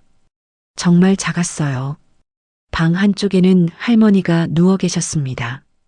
가구라곤 낡은 옷장 하나와 작은 식탁이 전부였어요. 회장은 가슴이 찢어지는 것 같았습니다. 손녀가 이런 곳에서 이렇게 힘들게 살고 있었다니 말이에요. 무슨 일로 오셨어요? 여정이 조심스럽게 물었습니다. 회장은 한참을 망설이다가 떨리는 손으로 가방을 열었어요. 그 안에서 사진 한 장을 조심스럽게 꺼냈습니다. 오래된 사진이었어요. 딸의 20살 무렵 사진이었죠. 이 사람을 보게. 회장이 사진을 건넸습니다. 여정은 사진을 받아들었어요.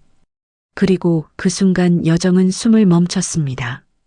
사진 속 여성은 자신과 똑같이 생겼어요. 마치 자신이 사진을 찍은 것처럼 똑같았습니다. 거울을 보는 것 같았어요. 여정의 손이 떨렸습니다. 이 사람은 누구예요? 여정이 떨리는 목소리로 물었습니다. 회장의 눈에서 눈물이 계속 흘러내렸어요. 내 딸이네. 아가씨의 친어머니일세. 회장이 떨리는 목소리로 대답했습니다. 여정은 사진을 떨어뜨릴 뻔했어요. 나는 연호의 할아버지일세. 그리고 아가씨의 외할아버지일세. 회장은 천천히 이야기를 시작했습니다.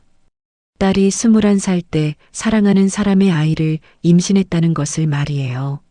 하지만 회장이 재벌가와의 결혼을 강요했기에 딸은 임신 사실을 숨겨야 했다고 했습니다.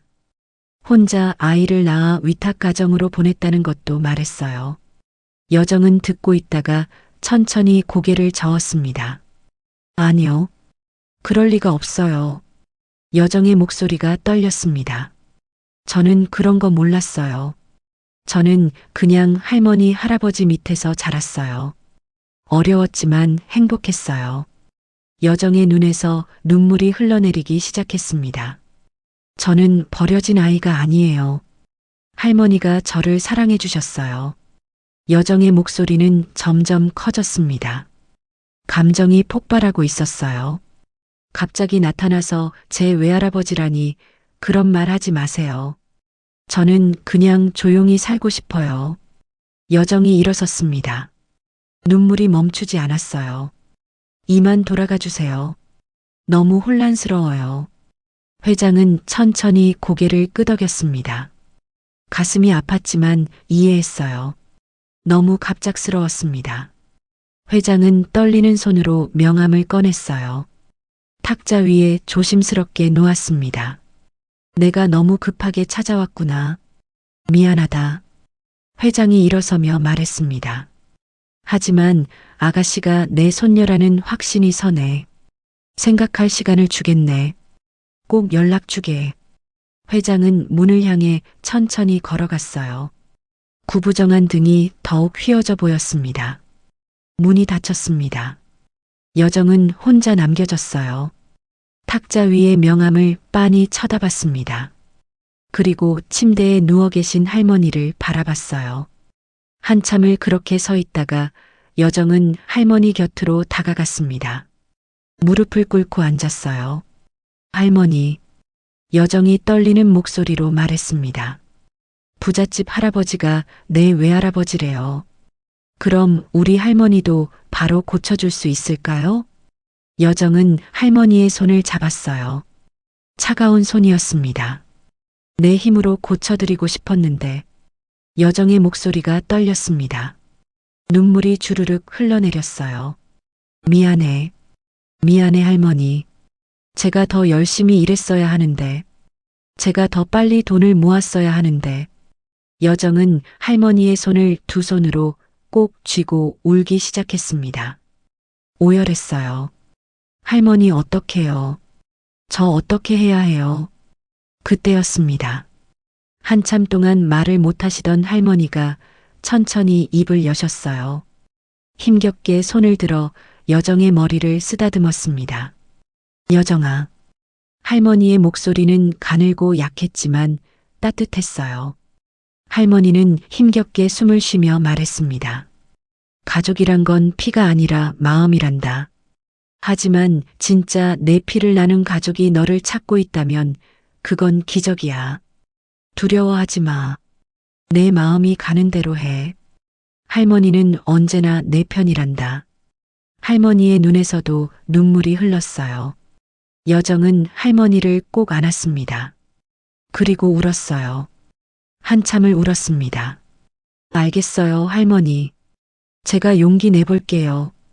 할머니를 꼭 낫게 해드릴게요. 여정이 말했습니다.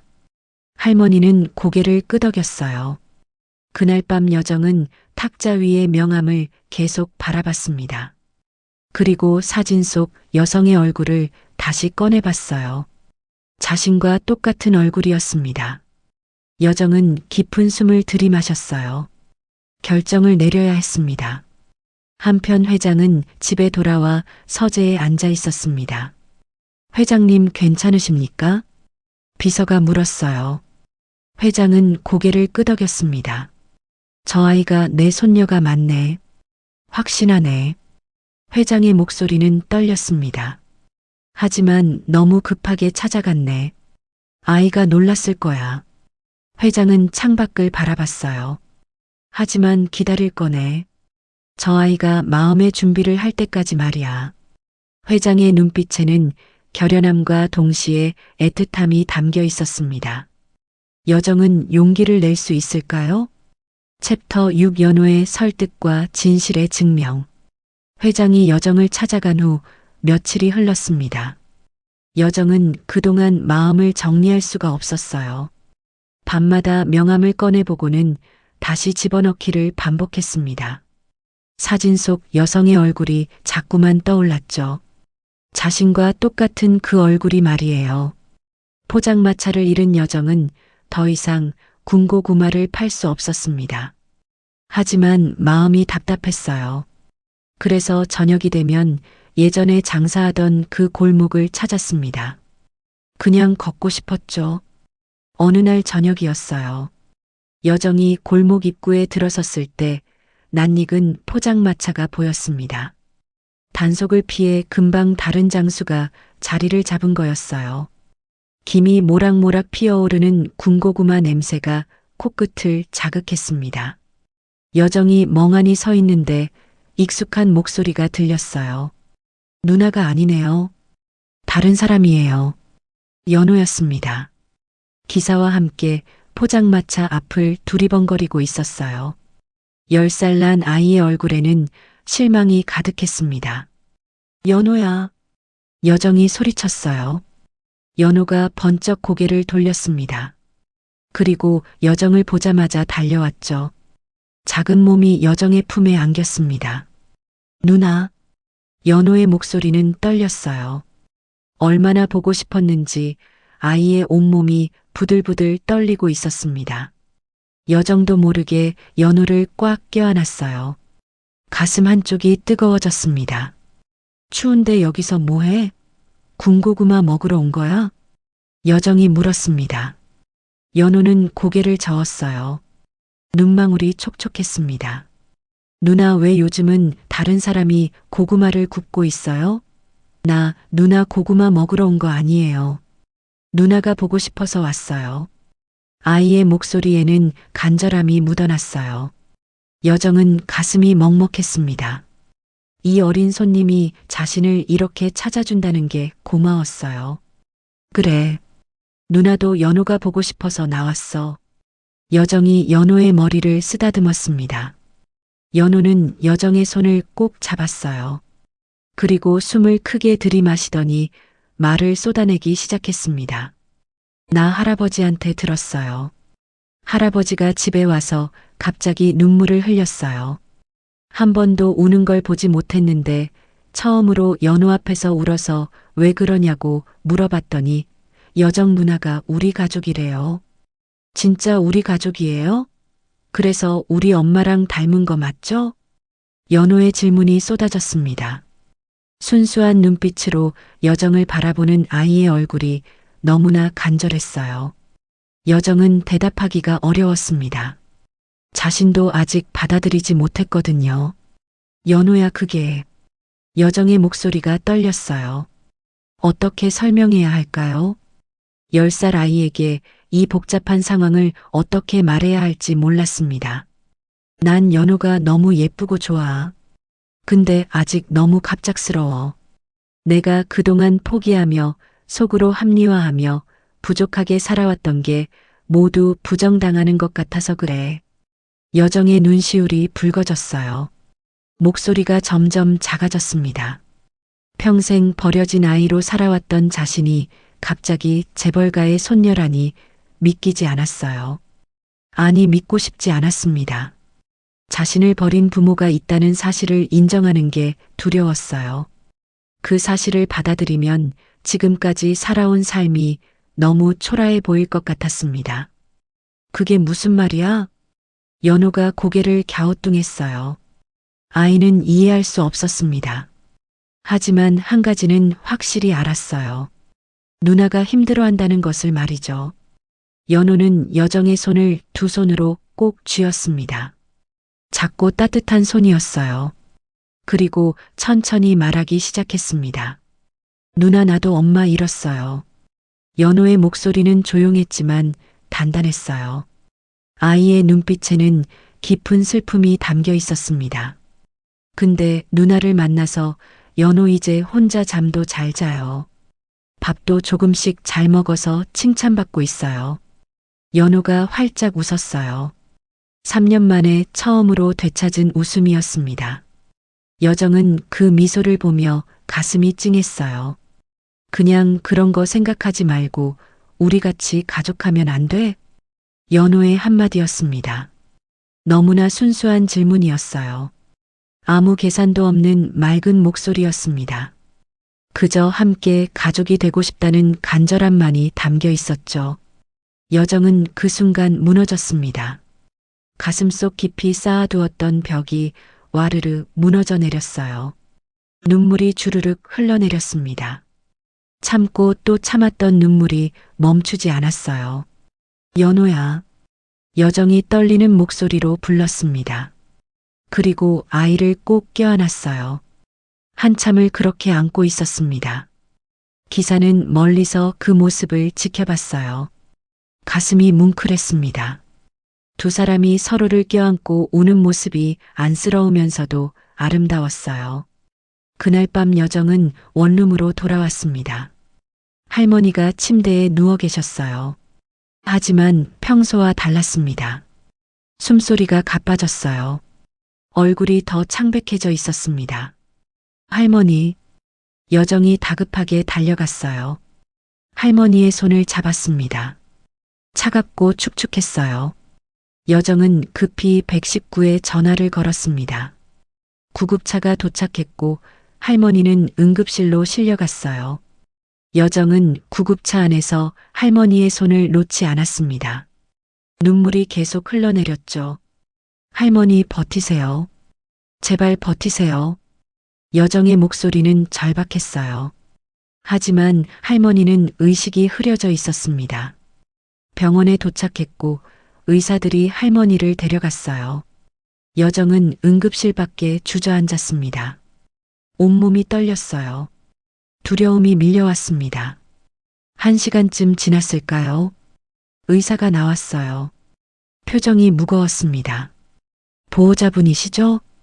의사가 물었습니다. 여정은 고개를 끄덕였어요. 환자분 상태가 매우 위중합니다. 이번이 마지막 고비일 수 있어요. 나이가 있으셔서 쉽지 않겠지만 지금 바로 수술하셔야 합니다. 의사의 말이 끝나자 여정은 고개를 떨구었어요. 돈이 없었습니다. 그동안 모아둔 돈으로는 턱없이 부족했어요. 아직 그만한 돈이 없는데. 여정이 떨리는 목소리로 중얼거렸습니다. 여정은 눈앞이 캄캄해졌습니다. 얼마나 시간이 있나요? 여정이 물었습니다. 오늘 밤이 고비입니다. 내일 아침까지 결정해 주셔야 해요. 의사가 안타까운 표정으로 말했습니다. 여정은 복도를 비틀거리며 걸었어요. 어디로 가야 할까요? 누구에게 도움을 청해야 할까요? 그때 주머니에서 명함이 만져졌습니다. 회장의 명함이었어요. 여정은 명함을 꺼내 한참을 바라봤습니다. 전화를 걸어야 할까요?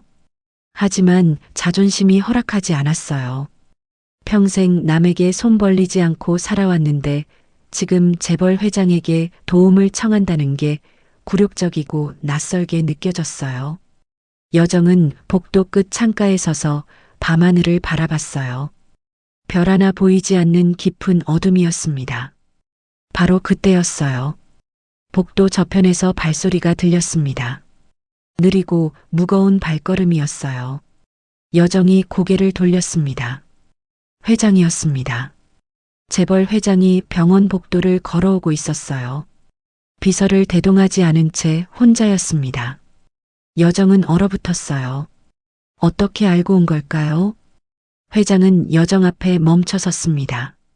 그리고 떨리는 목소리로 말했어요. 내가 도와줄 수 있게 해주게.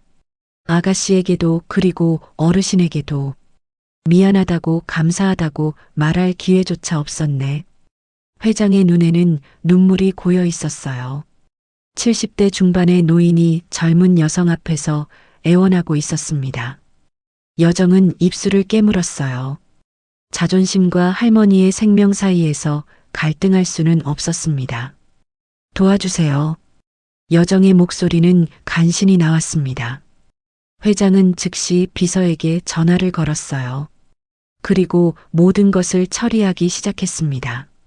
할머니는 VIP 병실로 옮겨졌어요. 최고의 의료진이 투입됐습니다. 수술 준비가 즉시 시작됐죠. 여정은 멍하니 그 모습을 지켜봤어요. 이 모든 게 꿈만 같았습니다. 다음 날 아침 수술이 끝났어요. 성공이었습니다. 의사가 나와 말했죠. 잘 끝났습니다. 회복하시면 퇴원하실 수 있어요. 여정은 그 자리에서 주저앉아 울었습니다. 안도의 눈물이었어요. 회장은 복도 끝에 서서 여정을 바라봤습니다. 여정은 눈물로 범벅이 된 얼굴로 회장을 바라봤습니다. 회장님, 제가 정말 가족이라면 DNA 검사예요. 결과지를 보고 마음을 먹고 싶어요. 여정의 목소리는 단호했습니다. 그래, 그러도록 하자. 결심해줘서 고맙네. 회장은 짧게 대답한 후 바로 아는 의사를 통해 검사를 진행했어요. 사흘 후 결과가 나왔습니다. 회장이 결과지를 들고 왔고 여정에게 가져다 주었습니다. 여정 양이 직접 열어보는 게 좋을 것 같아서 가져왔네. 여정은 부스럭거리며 서류 봉투를 열었어요. 흰 종이에 어려운 많은 글씨가 적혀 있었지만 여정의 눈에는 마지막 줄에 선명한 문장이 들어왔습니다. 99.997% 일치. 여정이 회장의 친손녀임이 확정되는 순간이었어요. 회장은 결과지를 받아들고 의자에 주저앉았습니다. 온몸이 떨렸어요. 눈물이 주체할 수 없이 쏟아졌습니다. 내 딸아, 내가 너에게 한 죄가 이 아이에게도 고스란히 갔구나. 회장은 중얼거렸어요. 여정은 그 모습을 보며 가슴이 무너져 내렸습니다. 자신이 정말 버려진 아이가 아니라 할아버지가 있는 아이였다는 사실이 믿기지 않았어요. 하지만 동시에 안도감도 밀려왔습니다. 이제 더 이상 혼자가 아니라는 생각이 들었죠. 챕터 7 용서와 치유의 시작. DNA 검사 결과가 나온 후 여정은 병원 옥상으로 올라갔습니다. 찬바람이 얼굴을 매섭게 때렸어요. 하지만 여정은 그 추위조차 느끼지 못했습니다. 99.997% 일치라는 숫자가 계속 눈앞에 어른거렸어요. 자신이 정말로 5천억 자산을 가진 재벌 회장의 친손녀라는 사실이 실감나지 않았습니다. 월세 30만 원짜리 원룸에서 하루 두 끼도 먹기 힘들게 살아온 자신이 말이에요. 여정은 난간에 기대어 서울 야경을 바라봤습니다. 수많은 불빛들이 반짝이고 있었어요. 여정의 뒤쪽에서 발소리가 들렸어요. 무겁고 느린 발걸음이었습니다. 여정이 고개를 돌리자 회장이 옥상 문을 열고 들어오고 있었어요. 70대 중반의 노인은 숨을 헐떡이며 천천히 다가왔습니다. 여정은 다시 고개를 돌려 야경을 바라봤어요. 회장과 마주하기가 두려웠습니다. 무슨 말을 해야 할지 몰랐죠. 회장은 여정 곁에 섰습니다. 한참을 아무 말 없이 서 있었어요. 그러다 갑자기 무릎을 꿇기 시작했습니다. 여정이 깜짝 놀라 돌아봤어요. 재벌 회장이 차가운 시멘트 바닥에 무릎을 꿇고 있었습니다. 주름진 얼굴에는 눈물이 흐르고 있었어요. 왜 이러세요? 일어나세요. 여정이 황급히 회장을 부축하려 했습니다. 하지만 회장은 움직이지 않았어요. 고개를 깊이 숙인 채 떨리는 목소리로 말하기 시작했습니다. 미안하다. 너희 엄마를 망가뜨린 건 바로 나다. 회장의 목소리는 참담했어요. 평생 수많은 사업을 성공시키고 냉철한 판단으로 재벌 그룹을 일군 사람이었지만 지금은 그저 죄책감에 무너지는 늙은 아버지일 뿐이었습니다. 내가 딸을 잃은 날부터 숨을 쉬는 것도 죄였다. 너를 이렇게 만들었어. 내가 겪은 가난과 외로움과 아픔은 모두 내 책임이다. 회장은 고개를 들어 여정을 바라봤어요. 눈물로 범벅이 된 얼굴이었습니다. 여정은 그 모습을 보며 가슴이 무너져 내렸어요. 자신도 모르게 눈물이 흘러내렸습니다. 회장은 떨리는 손으로 가방을 열었어요. 그 안에서 낡은 공책 한 권을 꺼냈습니다. 오래된 일기장이었어요. 이걸 읽어보게. 내 엄마가 남긴 거란다. 회장이 일기장을 여정에게 건넸습니다. 여정은 떨리는 손으로 일기장을 받았어요. 표지가 낡고 색이 바랬습니다. 오랜 세월이 느껴지는 물건이었죠. 여정은 천천히 첫 페이지를 펼쳤습니다. 또박또박한 글씨가 보였어요. 엄마의 글씨였습니다. 여정은 한 줄 한 줄 읽어 내려갔어요. 일기장에는 엄마의 고통이 고스란히 담겨 있었습니다. 사랑하는 남자와 헤어져야 했던 아픔이 적혀 있었어요. 아이를 지켜주지 못한 죄책감이 페이지마다 배어 있었습니다. 시댁의 폭언도 적혀 있었어요. 엄마를 무시하고 모욕했던 말들이 그대로 기록되어 있었습니다. 여정은 읽으면서 손이 부들부들 떨렸어요. 마지막 페이지에 다다랐을 때 여정은 더 이상 참을 수 없었습니다. 엄마가 마지막으로 남긴 글이 있었어요. 버린 아이에게 미안하다는 말이었습니다. 지켜주지 못해서 미안하다는 고백이었어요. 언젠가 다시 만날 수 있기를 바란다는 간절한 바람이 적혀 있었습니다. 여정은 일기장을 가슴에 꼭 안았습니다. 그리고 주저앉아 울기 시작했습니다. 평생 참아왔던 눈물이 터져 나왔어요. 엄마도 자신을 사랑했다는 걸 알았습니다. 버린 게 아니라 지킬 수 없었던 거라는 걸 깨달았죠. 엄마도 나를 사랑했구나, 미안해했구나. 여정이 흐느끼며 중얼거렸습니다. 회장은 여정 곁에 앉아 함께 울었어요. 두 사람은 한참을 그렇게 울었습니다. 잃어버린 사람을 그리워하며 말이에요. 며칠 후 할머니가 깨어났습니다. 수술은 성공적이었어요. 회장의 도움 덕분에 최고의 의료진이 치료했고 할머니는 기적처럼 회복되고 있었습니다. 여정은 할머니 병실을 찾았어요. VIP 병실이었습니다. 넓고 깨끗한 방이었죠. 평생 본 적 없는 고급 시설이었어요. 할머니는 침대에 누워 여정을 바라봤습니다. 예전보다 얼굴에 생기가 돌았어요. 여정은 할머니 곁에 앉아 손을 잡았습니다. 할머니, 저 진짜 가족이 생겼나 봐요. 여정이 조심스럽게 말했습니다. 할머니의 눈가에서 눈물이 흘러내렸어요. 주름진 손으로 여정의 손을 꼭 쥐었습니다. 그래. 그동안 혼자 삶의 무게를 짊어지고 사느라 고생했다. 나와 먼저 간 영감이 조금 더 짐을 덜어주고 떠나야 하는데 미안하구나. 항상 고맙고 미안했다. 고생했구나, 여정아. 할머니의 목소리는 떨렸어요.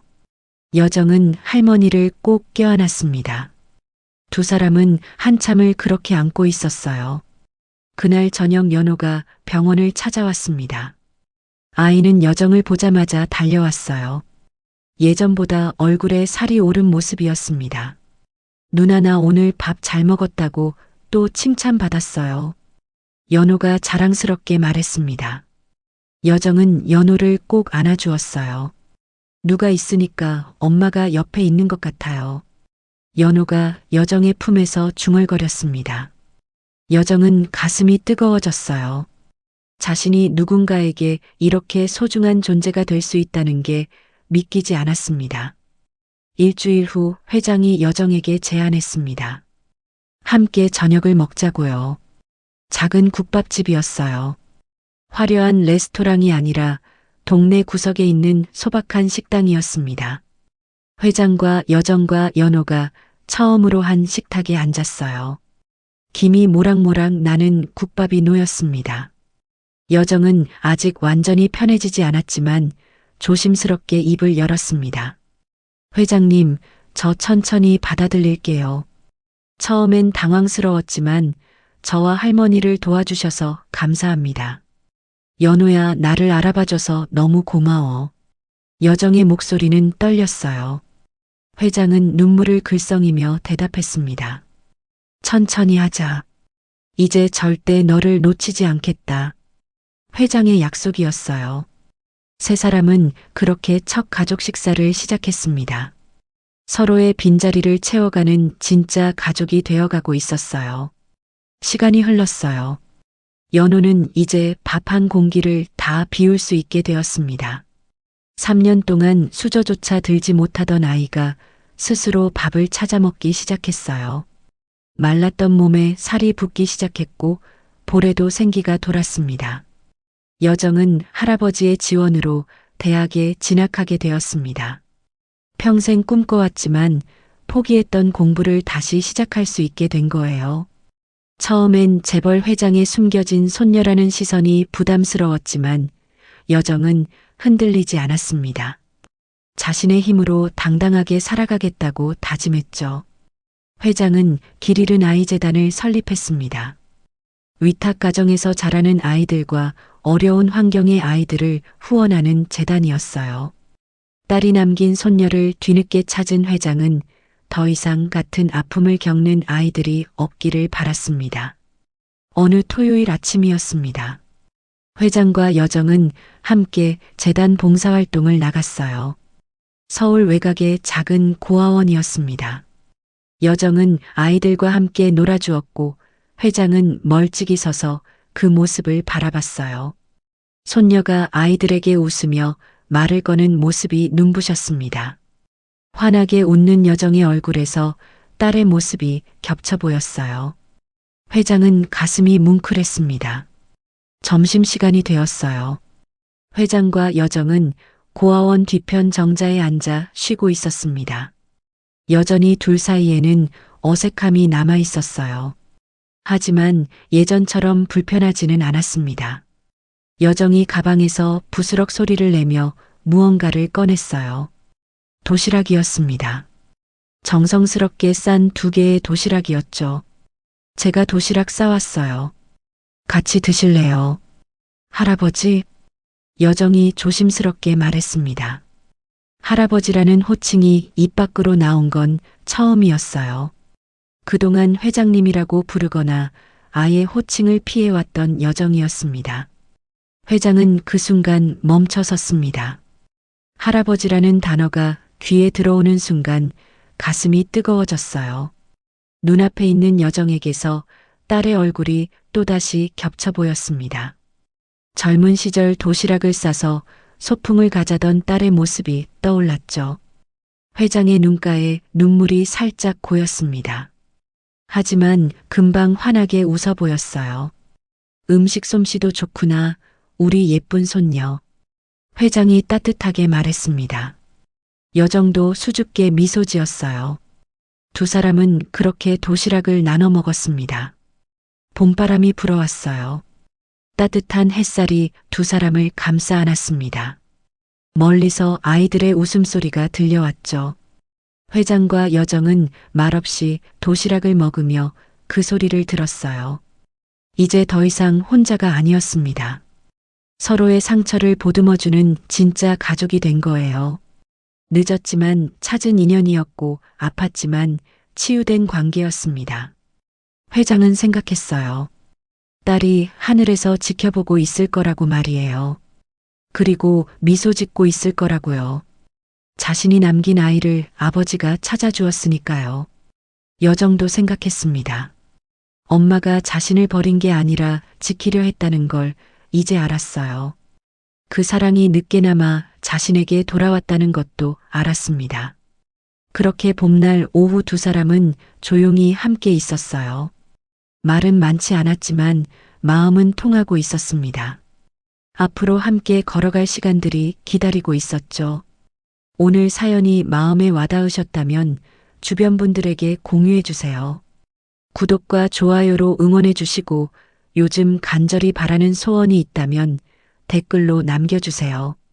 그 소원이 이루어지시길 함께 바랄게요.